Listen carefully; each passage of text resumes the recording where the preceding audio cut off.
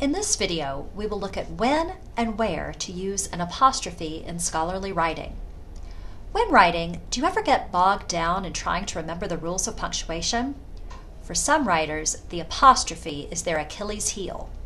So let's get started by looking at when not to use an apostrophe. Some writers are tempted to add an apostrophe to all plural nouns, but this is an error. In fact, most plural nouns are formed by simply adding an S to a singular noun. For example, more than one student becomes students. No apostrophe is needed. Some nouns require a different ending to indicate the plural form. For example, words that end in S or X require ES. Boss becomes bosses, and box becomes boxes. Other nouns are irregular, which means that the plural is not formed by adding S or ES, such as children as the plural of child. But these are the exception to the rule. It's always good to check a dictionary if you are unsure.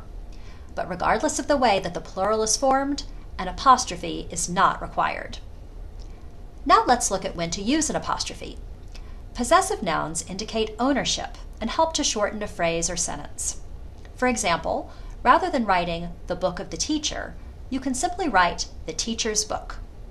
When the owner is a single person, then a singular possessive noun is needed. This takes a singular noun such as principal and adds an apostrophe and an S to the end to indicate ownership of some other noun. For example, the job of a principal becomes a principal's job. The origin of this practice appears to stem from Middle English, but we won't get into that right now. Just remember that adding an apostrophe and an S to a singular noun makes it possessive. Now for one last form, the plural possessive. When the owners are plural, then a plural possessive is created by adding a single apostrophe after the S that already is part of the plural noun. For example, the ratings of the schools becomes the school's ratings. This one is a little tricky, as you need to consider whether the noun should be plural or not. If you're talking about more than one, then begin with a plural noun, such as schools. Then, if you're referring to something that belongs to the schools, add the apostrophe at the end. Schools apostrophe. The one exception here is when the plural form of the noun does not end in S, such as children. In that case, simply add an apostrophe and S to the end of the plural form, such as children's.